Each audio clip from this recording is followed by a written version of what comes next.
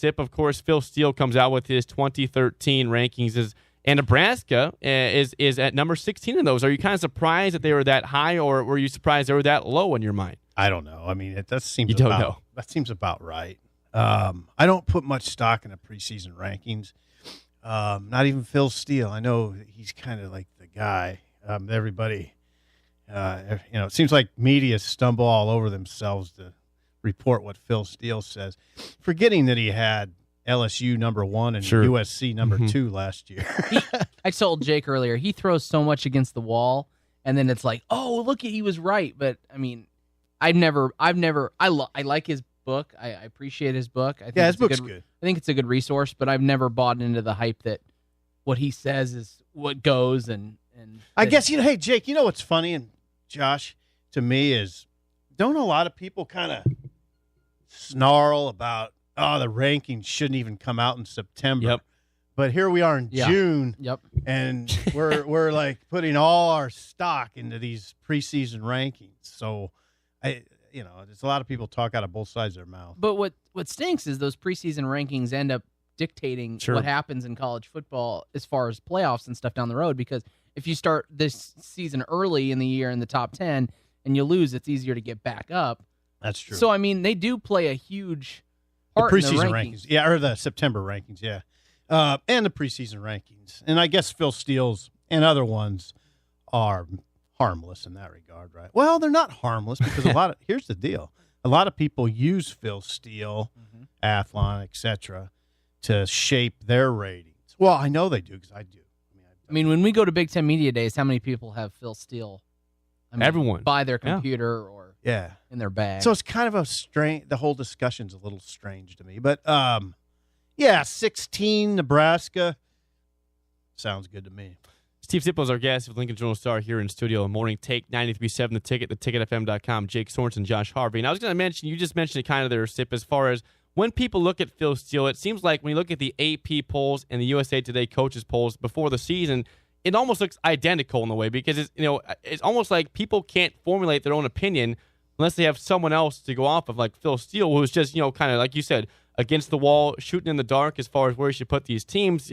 USC's number 1 last year, and they go 7-6. No one knows what happened to them. But I mean, why do people trust Phil Steele, I guess, so much, and why can't they make their own decisions on what team should go where in these preseason polls? Because we all know that they're all just shots in the dark. So when you say they're not necessary, they're in a way they seem like they shouldn't be. But like Josh said, it is how people kind of look at how things should go down the road as far as how they finish compared to what they thought they would finish early on. Right. Here's the deal.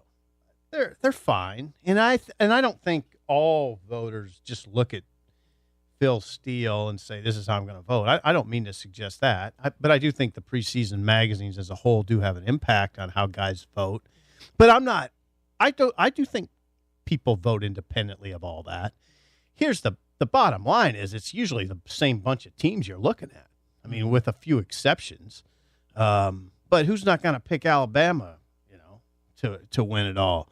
Who's not going to have LSU high? I mean, there's a certain group of teams that you can always kind of count on to be in that top bunch. So it may look like everybody's following the magazines, but those teams would be up there anyway, no matter what. Sip, he had some of the other schools have been released. Ohio State hasn't yet, but 32 for Northwestern, 31 for UCLA, 24 for Michigan. Were you a little surprised by where those guys fell in the rankings? 34 for Penn State doesn't surprise me. No, that doesn't surprise me, but 32 for Northwestern seems a little low for a team that won 10 games last year, returns a lot. UCLA, that does seem a little low. They lost some great players. Oh, they did, but they've had good recruiting classes. I think Mora's got another year to implement a system. That he was a first-year head coach. How could the mighty Wolverines be number 24? I know, and then Michigan State in front of them. And I was surprised. I said that a little tongue in cheek. No, I know you did, but I'm serious. I mean, I don't. They were 8-5 last year, Michigan. They were. They lost their quarterback. But great quarterback, best player, their best. But he didn't play quarterback the last half of the season. He was their best player, but he wasn't their best quarterback. That's the thing. Well, we could argue about that, but Michigan State's high. That's high. I thought they were high, and I thought Michigan was low. And you know what? You've seen Michigan State higher in some rankings. Who's the guy at ESPN that Mark Schlabach, was it? Yeah. No. It was Andy Staples. Okay. Gotcha. That had Michigan State. I think he had him near the top 10. It's funny because I've seen him in the rankings like a top 10 or near a top 10 school, and then I've also seen people like Brian Christopherson in our Big Red Report preview go. I asked him who the sleeper was. I would say it's probably Michigan State, and so it's like people can't figure out what they are, if they're a top 15 school or if they're a sleeper team in the conference that's knocking on the door of a top 25 ranking. Steve Sipple is our guest here at the Lincoln Journal Star here on Morning Take 93.7 The Ticket and theticketfm.com. Jake Sorensen, Josh Harvey, and Sip. This is something we discussed this earlier on in the week on Morning Take, and I want your opinion on this as far as Nebraska compared to what they were in the early 2000s and late 90s to what they are now. Do you see Nebraska fans as more of an optimistic fan base or more of a pessimistic fan base when it comes to Nebraska football and what they look forward to in the upcoming seasons? I see the fan base is more pessimistic and divisive, whatever term you use to characterize people at each other's throats. There's a lot more of that now. And, for various reasons, the fact that they haven't played they haven't won a conference championship since 99. Just the way the world is now, there's more, there's so many more, there's a lot more media and a lot more ways for people to express themselves in social media, etc. So it feels different to me. It feels quite a bit different. Not as I don't know. I'm trying to think of the best word. It just doesn't feel as lighthearted. It feels a lot. Sure. There's a lot. That's a good way to put it. It's not as lighthearted. There's a lot harder edge to it. I think I agree with you. And an example of this was yesterday. Athlon predicts their Big Ten championship game. It's Ohio State and Michigan, and it gets posted on our message boards. Yeah. And the first thing is, they got it right because Bo Pelini can't win the big one. What? Why should we think that Nebraska will play in the Big Ten championship? They can't win a big one on the road, and they're never going to beat Michigan on the road. And so I think you're right. I think there still is a little sect out there that would rather be optimistic, but I think the majority of Nebraska fans are pessimists. I think I'd say the majority. You'll find a lot of people who are optimistic, but the thing that you found since Tom retired, since Tom Osborne retired, is I don't know that you've seen the backing behind the head coach like you have since 97. It's going back to 97 now because Frank didn't have it. There's a lot of skepticism about Frank Solich. And, of course, Bill just didn't have it because he's an outsider. Did he? And I wasn't here. Was there a portion of the fan base excited for him? Oh, sure. When he was hired? Yeah, there was a portion excited for Frank. It's just it wasn't what I'm talking about. There wasn't the mass backing, the overwhelming support of the head coach that Tom enjoyed in his last few years, and Tom didn't enjoy it throughout his career. Much of his 25 years, it wasn't the case. But since 97, you've seen that. There's been questions about the head coach at Nebraska since 97, basically, because like I say, Frank obviously had support, but there's a lot of skepticism with Bill.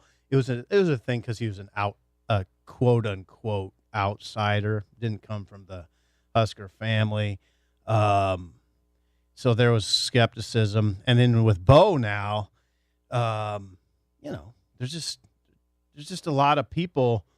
And I don't know how it breaks down, but there's a significant part of the fan base that just doesn't back him.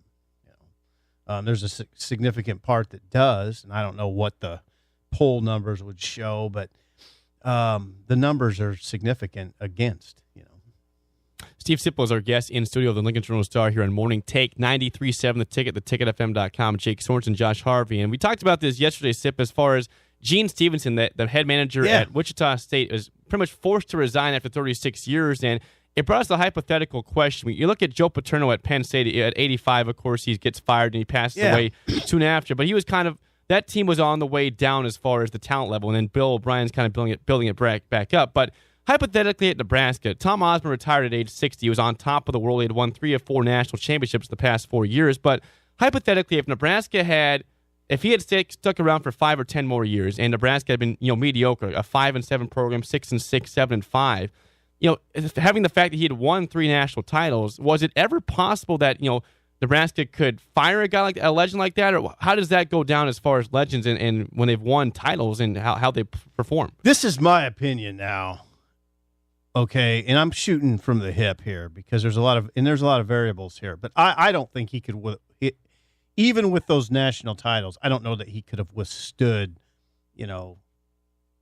extended mediocrity. Mm-hmm.